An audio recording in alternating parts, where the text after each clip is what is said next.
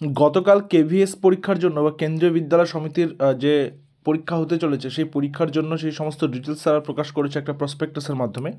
তো সেখান থেকে পিআরটি বা প্রাইমারির কতগুলো পোস্ট তারা স্যাংশন করেছে, কতগুলো ভ্যাকেন্সির কথা তারা বলেছে, সেই সমস্ত বিষয়ে আলোচনা করেছিলাম। তো আজকে পিজিটি আর টিজিটি নিয়ে কথা বলবো, যেহেতু দুটোরই ক্রাইটেরিয়া একটু পার্থক্য থাকলেও অনেকটাই সেম রয়েছে, আর প্রাইমারিটা একেবারেই আলাদা, সেই কারণে ওটা আলাদা করে ভিডিওতে করেছিলাম।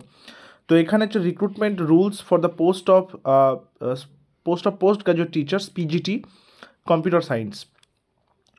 কম্পিউটার সায়েন্সের জন্য 1196টা পোস্টের কথা কিন্তু বলা হচ্ছে 2024-25 সেশনে। আচ্ছা, যেটা হচ্ছে তোমার equivalent to group B. Level 8 যে স্যালারি রয়েছে, পে ম্যাট্রিক্স রয়েছে লেভেল 8, যেখানে 47,600 থেকে 1,51,100 এন্ট্রি স্যালারি এটা। নেক্সট বলছে age limit for direct recruits. Age লিমিটটা কী বলছে? নট এক্সিডিং 40 ইয়ার্স, 40 বছর পার করলে চলবে না। এটা হচ্ছে যারা ইউআর ক্যান্ডিডেটস রয়েছে তাদের জন্যে। এবং 5 বছর রিল্যাক্সেশন রয়েছে যদি কেউ কেভিএস আগে কাজ করে থাকে, বা এসসি এসটি ওবিসি নর্মসে যেগুলো যেগুলো ছাড় থাকে সেগুলো তারা কিন্তু পাবে। মেইন এবার একটু দেখে নেব এডুকেশনাল কোয়ালিফিকেশানসগুলো। এডুকেশনাল কোয়ালিফিকেশানসের মধ্যে সবথেকে প্রথমে যেটা চেয়েছে এমএসসি, যেহেতু এখানে কম্পিউটার সায়েন্সের কথা বললো, এমএসসিতে 50% থাকতে হবে, অথবা এমটেক থাকতে হবে, এবং তার সাথে কিন্তু বিএড থাকতে হবে, 2 বছরের বিএডে 50% মার্কস থাকতে হবে। 3 ইয়ার্স ইন্টিগ্রেটেড বিএড করা থাকলেও কিন্তু হবে। আবার এমএড যদি করা থাকে এনসিটি রিকগনাইজড ইউনিভার্সিটি থেকে, সেটাও কিন্তু হবে। 4 years integrated degree at least 50% marks from NCT, সেটাও কিন্তু চলবে। অর্থাৎ 3 ইয়ার্স ইন্টিগ্রেটেড বিএড কোর্স বা 4 ইয়ার্সে যদি ইন্টিগ্রেটেড কোর্সটা করা থাকে তাহলে সেটা করলেও কিন্তু চলবে। আচ্ছা, যেহেতু পিআরটি বা প্রাইমারি ক্ষেত্রে সিটেটটা কম্পালসারি ছিল, পিজিটিতে কিন্তু সিটেট লাগে না। পিজিটির ক্ষেত্রে সিটেটের কিন্তু কোনো ভূমিকা নেই। এখানে সরাসরি তুমি যেই ক্রাইটেরিয়াটা চাচ্ছে বিএড তোমার আছে কিনা এবং সেই সাবজেক্টে মাস্টার্সে 50% আছে কিনা, তাহলেই করতে পারবে ডাইরেক্ট রিক্রুটমেন্ট। আচ্ছা, এরপরে কি রয়েছে? সেম পিজিটিরই হিন্দি অ্যান্ড ইংলিশ, এখানে ভ্যাকেন্সিগুলো একটু বেশি আছে, পোস্টগুলো একটু বেশি আছে, নাম্বার অফ পোস্ট, যেটা পরবর্তীকালে ভ্যাকেন্সি ভ্যারি করবে, বাড়তে পারে, কমবে না, বাড়তে পারে। পিজিটি হিন্দি 1167, পিজিটি ইংলিশ 1311, ঠিক আছে। আচ্ছা, এবার কি বলেছে? Equivalent to group B post, same pay matrix, same pay scale, বয়সও সেম রয়েছে আগেরটার মতোই। আচ্ছা, এখানে যেটা চেয়েছে সেটা হচ্ছে integrated post graduate course from NCT recognised university অথবা মাস্টার ডিগ্রি।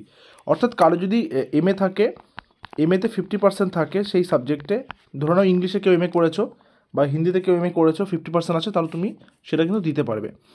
আচ্ছা, পিজিটির ইংলিশের ক্ষেত্রে আরও কী কী বলেছে দেখো, বলেছে master degree in subject provided the candidate has studied concern subject at graduation level also. মানে তুমি গ্র্যাজুয়েশনেও অনার্স করেছো সেই সাবজেক্টে এবং মাস্টার্স করেছো, সেই বিষয়টাও তারা কিন্তু দেখবে। নেক্সটে কি বিএড ডিগ্রি থাকতে হবে, 50% মার্কস থাকতে হবে, এটা হচ্ছে ব্যাপার, ক্লিয়ার ব্যাপার। আচ্ছা, তার সাথে কিছু ডিজায়ারেবল কী কী আছে? ডিজায়ারেবল হচ্ছে experience as TGT in recognised institute in concern subject. যদি টিজিটি টিচারের হয়ে কোনো এক্সপিরিয়েন্স থাকে তাহলে সেক্ষেত্রে experience of working in a school, knowledge of computer application, এগুলো যদি থাকে এগুলো ডিজায়ারেবল, এগুলো মানে ম্যান্ডেটরি নয়, এগুলো থাকলে ভালো, সেটা বলেছে। আচ্ছা, মেথড কী বলেছে? Method of recruitment, whether the direct recruitment or by promotion or by deputation, absorption and percentage of the vacancies to be filled by various methods, 33.33% by limited department examination, বাকিটাই হবে কিন্তু ডাইরেক্ট রিক্রুটমেন্ট। অর্থাৎ কিছুটা মনে করো যে আমি ধরে নিতে পারি 100 জনের মধ্যে 33 জনের ডিপার্টমেন্টাল প্রমোশন হবে, বাকি 67 জনের কিন্তু ডাইরেক্ট রিক্রুটমেন্ট হবে, ঠিক আছে। রিক্রুটমেন্ট প্রসেসের মধ্য দিয়ে তাদেরকে আসতে হবে।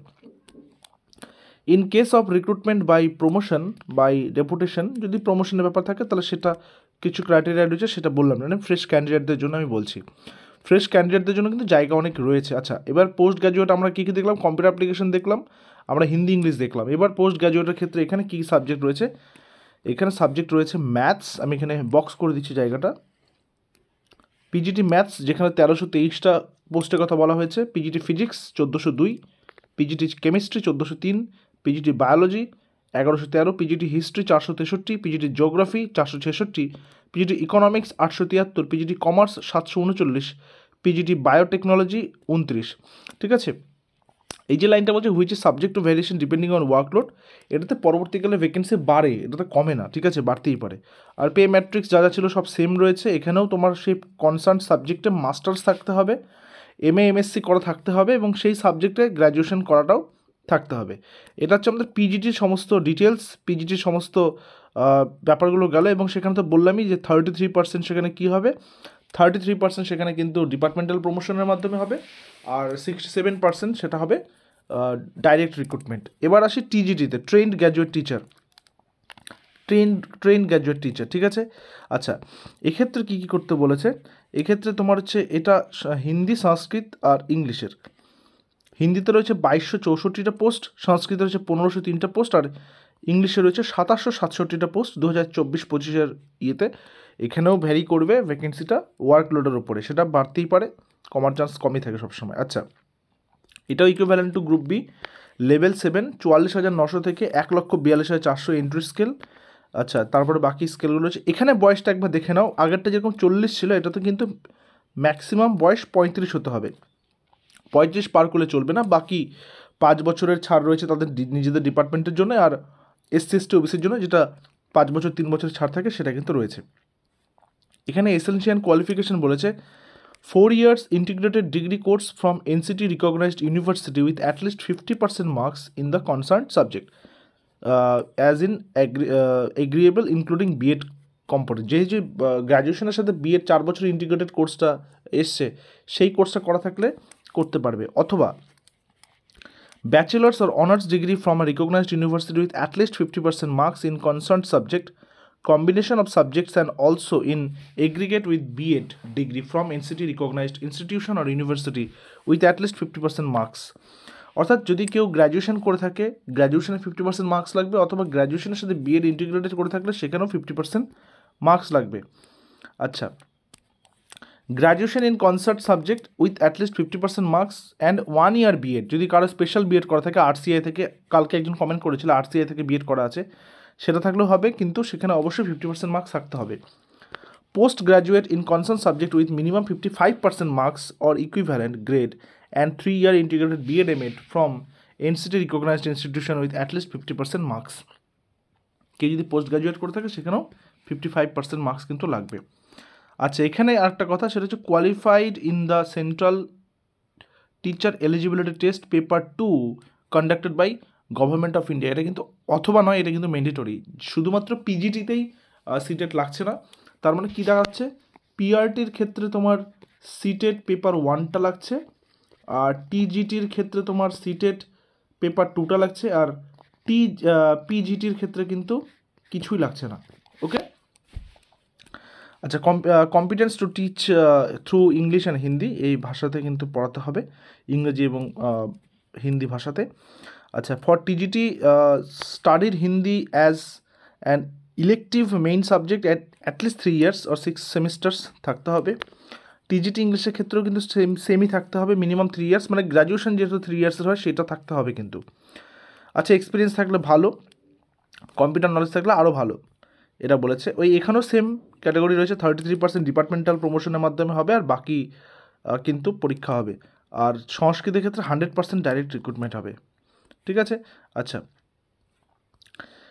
তারপরে কী রয়েছে দেখো, ট্রেন গ্র্যাজুয়েট টিচারের মধ্যে বাকি সাবজেক্টসগুলো কী কী, বাকি সাবজেক্টসগুলো রয়েছে ম্যাথস, সায়েন্স, সোশ্যাল সায়েন্স, প্রত্যেকটারই আলাদা আলাদা করে কিন্তু ভ্যাকেন্সি এখানে রয়েছে। ম্যাথসে যেরকম রয়েছে 795, টিজিটি সায়েন্সে রয়েছে 1859, আর টিজিটি সোশ্যাল সায়েন্সে রয়েছে 2367টি, তো যেটা পরবর্তীকালে ভ্যারি করবে। এখানেও বয়স সেম রয়েছে, এখানেও তোমার যোগ্যতা সেম চাওয়া হয়েছে।